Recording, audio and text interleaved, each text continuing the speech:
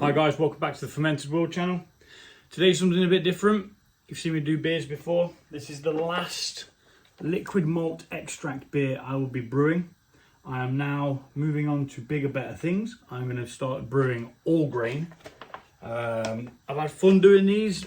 I mess with them every single time. I had shed loads of extra hops in there. I boil hops to put in, and a dry hop with about sometimes 4 times the amount that is supposed to be in here.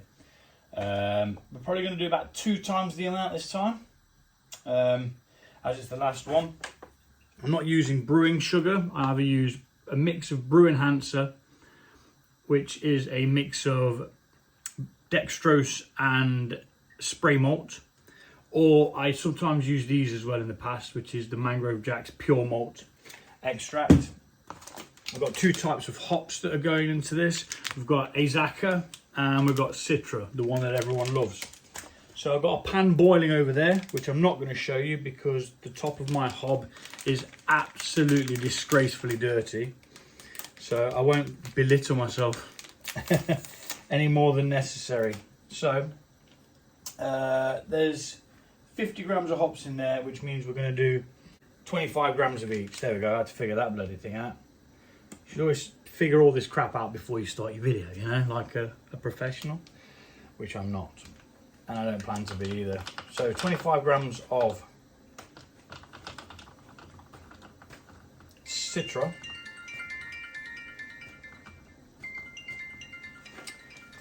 Bear with me 1 second. Goddamn scammy phone calls, man.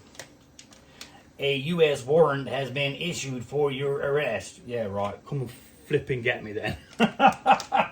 Load of crap. Right, so 25 grams of Citra there. Now, we're going to pop that to the side. We're going to wrap this other lot of hops up, and this goes into the freezer to keep it fresh.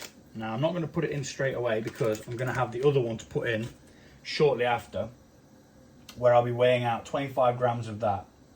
And then the hops that comes with this kit, as well as the additional hops that's left over, the 50 grams that's left over. So overall there will be 50 grams of each in the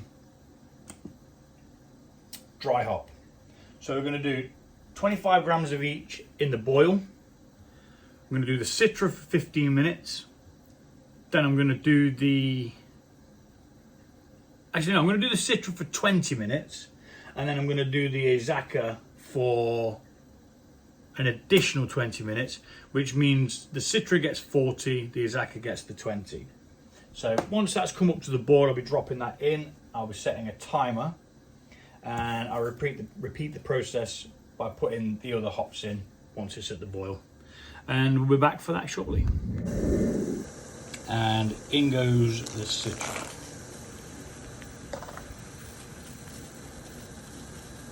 Just like that. And then we bring the boil down slightly so that it doesn't boil over, and we get a steady roll for 20 minutes. And now we'll do exactly the same. We weigh out the Azacca around 25 grams, or as near as damn it. 25.5, that'll do me. And then once that's done, it's 20 minutes, we'll add this. Now these will go into the freezer, which helps preserve them. And you need to go inside an airtight tub, which I shall find, and we'll be back to add those shortly. Okay, so while we're waiting for that to finish boiling out for the 20 minutes, we're going to add the liquid malt extract, which is what is in here.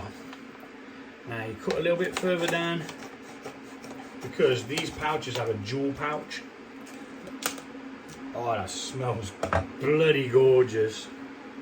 And one side's got your liquid malt extract in, your other side's got your destructions, your yeast, and the hops that they give you with it. Now I had my own hops because I wanted them to be boiled separately, so I bought 2 packets as where these are mixed together, so you couldn't get the layers of flavour, but they'll go in the dry hop instead. And this one is using US West Coast yeast, Mangrove Jack's M44 yeast, an American style pale ale, American double, American style imperial, stout and more. A top fermenting ale stream, suitable for American styles of ale. This yeast produces an exceptionally clean flavour, ideal to bring a hop character into the beer. Now this is going to have a shed load of hops in. So yeah. And I'm probably going to speed this bit up, to be fair, because it does take a while. But I'll give you the tip now. After you've finished pouring it in and most of it's gone in, I've got the kettle boiling over there. You're going to need some hot water to rinse out this residue. So have some hot water on standby if you are doing one of these kits.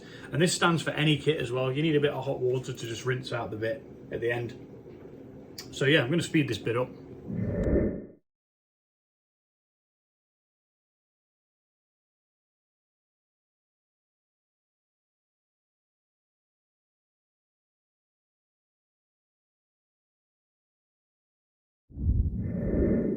So we've got what's going to be the start of the beer in there. It's got a bit of hot water in it. That'll help it to mix down. I'm not adding any more hot water to it from the kettle other than when I rinse out the liquid malt, pure malt here. Mainly because the more hot water you put in, the more you'll have to cool it down later. Stands to reason. I've got some hot water on the side just in case I do need to top it up with a bit of hot to get the temperature that I want to be able to pitch yeast. But for now, we just need to wait for the other one. That's got a couple more minutes to go, and then we'll be adding the other hops to it shortly. And then we'll be back to mix all this in. You could put this in now, but they do say to do it after you've mixed all that in. So what I'm waiting for the hop water, which is a step that you don't have to do. I just do it because I can't help but mess with things and do things my own little way and stuff. So yep, we'll be back once the water's done, and we'll be adding the Azaka to it. Wait another 20 minutes. And then we'll add it. So what we're doing with boiling the hops is we're releasing the essential oils, which is what gives it its bitterness, also known as the alpha acid. And depending on what hops you've got, depends on what percent it is. Like I think Citra's about 13 something, and with an intensity of about 8.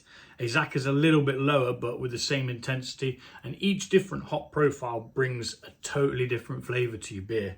It's insane. Some of them, you can sometimes get a beer and you think, oh God, that's quite juicy. Well, it's not juicy because they've put juice in, it's juicy because of the hops that they've used for it. It's insane. Yeah. And there's hundreds and hundreds of variety of hops. And they're still making new ones, I believe, as well.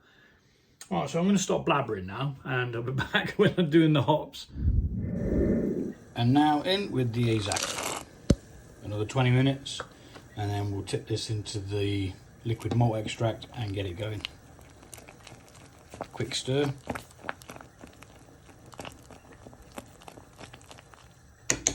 And there you go. All right, so that's 40 minutes. We've done a 20-minute boil on the Azaka and a 40-minute boil on the Citra hops.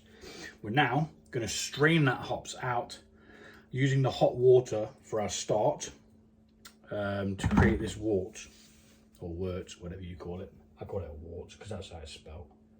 And I do it every time as well, so I don't think I'll ever be able to change. Right, so I'm going to take that off. There's a bit of liquid malt in there, but it doesn't matter. Just going to kick up this hops one more time just to get it all mobile, because we want it in there. Be very careful with this stage. If you do your own boil, like I say, you don't have to. I'm probably going to stop that from spitting first, actually, as it's not the wisest thing in the world. So it'll all go to the side. Right. So, in with the hops. And this is what's going to make it really bitter.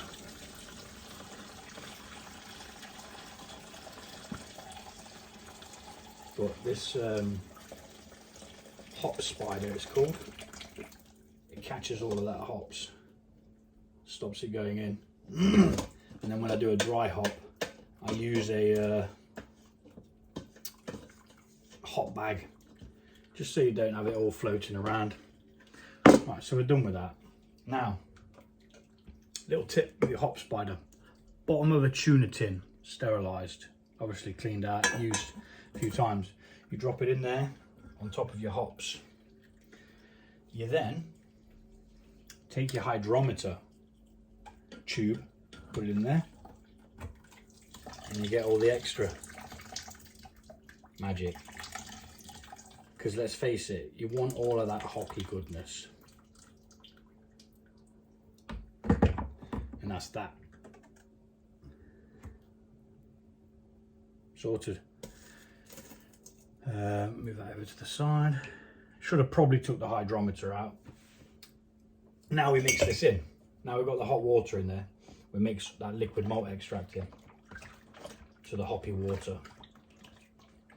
Once all that's mixed in, we then move over to the liquid malt extract for the pure malt, which is essentially the sugars that we're going to be using. So I'm going to do a little video of me mixing. Now we add the pure malt extract, which is, like I say, this is essentially the sugars, but instead of it just being simple sugar like brewing sugar, it's the sugar derived from malt extract, which, if you look in there, it's very gooey, very brown, but it gives the beer the flavour that you want it to have. It just adds to it, as well as giving it the sugars that it needs to ferment. And we're going to mix that in as we go to save time. It's all got stuck to my stick, look. Yummy! It'll all dissolve down. It'll be okay. He says as it carries on clinging. Got a little bit of hot water in the kettle there, which I'll be using to get the last bits of this out, which I think I need to crush it down now. I'll speed this up because it's just boring.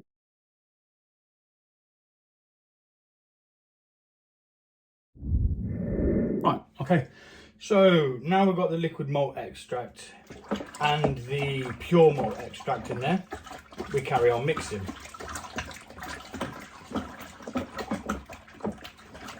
Mixy, mixy, mix, mixy, mixy, mixy, mix. I'm going to get all that mixed up, because if we don't, we won't get a good enough hydrometer reading.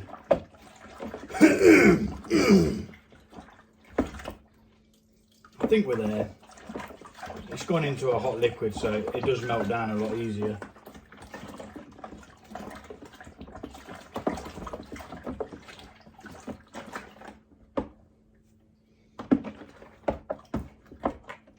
Just need to double check that it is. Yeah, that's good. Righto, so next step is to add water. So I'm going to be back and forth adding water to this, so I'm going to speed it up.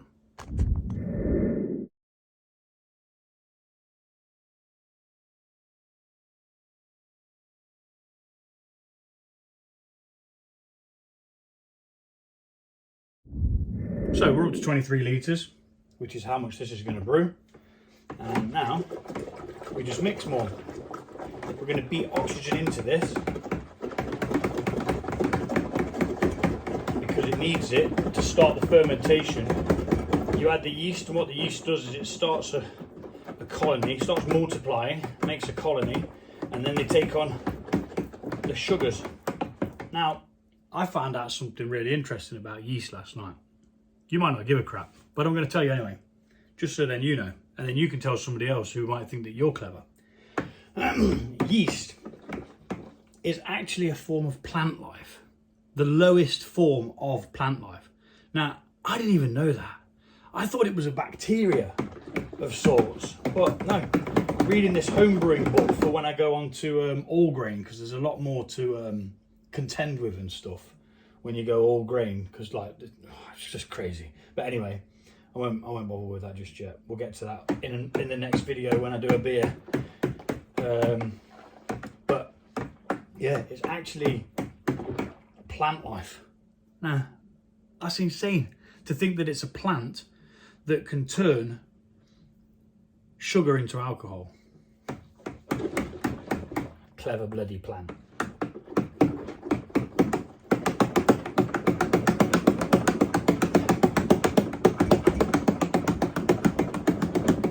Oh yeah, got a lovely nice foamy head on the top of that now, so there's plenty of water, plenty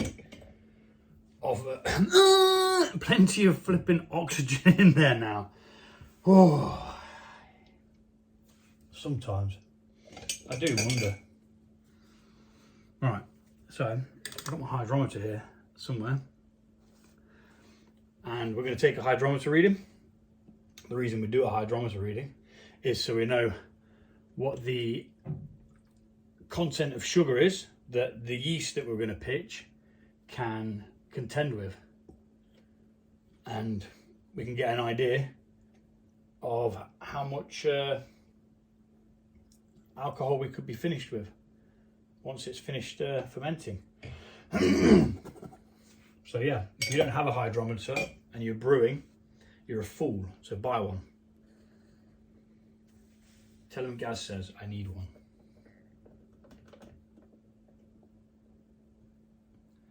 So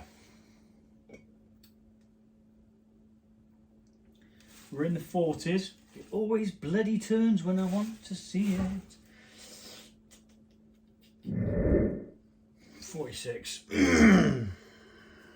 It is 1.046. Back in there it goes. Check the temperature. Now, beer yeast. Does it say what temperature this can be done at? Between 18 and 23 degrees. We're at 26 degrees. So what I'm going to have to do is I'm going to have to pop the lid on so that nothing can get in there. Pop the little airlock on. Just loose. Don't need to be all the way on yet. Just leave that on loose. And let this cool down a bit. Then we'll be back to pitch the yeast. So it's at 26 at the moment. So we need to go down at least 3 degrees to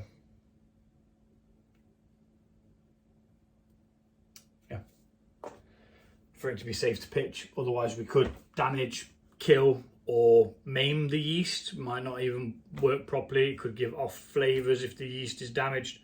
There's all sorts of different parameters that could happen. So that's what we're going to do. We're going to wait. So we'll be back. So it's finally cooled down. And we're going to add a bit more oxygen because it's probably all found its way out of it now. Dog's come in for his obligatory drink. Loads of noise. And there we are. That'll do. We don't need a hydrometer test because we've already tested it. So what we're going to do now is we're going to pitch the yeast. Double check the temperature. Yep, it's between 24 and 22. So we're absolutely on point. We'll sprinkle the yeast onto the wort, and then we're going to mix that in. just to make sure it all gets a little bit wet and help it mix in nicely, breaking up clumps and adding a bit more oxygen in there as well.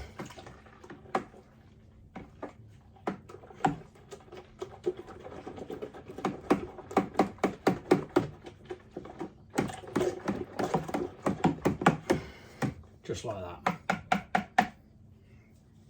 And then pop the lid on, clamp it down, make sure it's all on nice and tight. Get your airlock, put your airlock on. Within about 24 hours, the yeast will activate, start making a colony, start changing the sugars into alcohol. 7 days, 7 or 8 days, we'll take the lid off, we'll check it with a hydrometer, see where it's at. If it's below 1.0020, then it's okay to add the dry hops. If you put it in before that, you can essentially ferment some of the hop flavour, which you obviously don't want to do because you want all your juiciness from your hops to still be in there. So about 7 days from now, that's what we'll do. And yeah, that's that. Thanks for watching. Take it easy.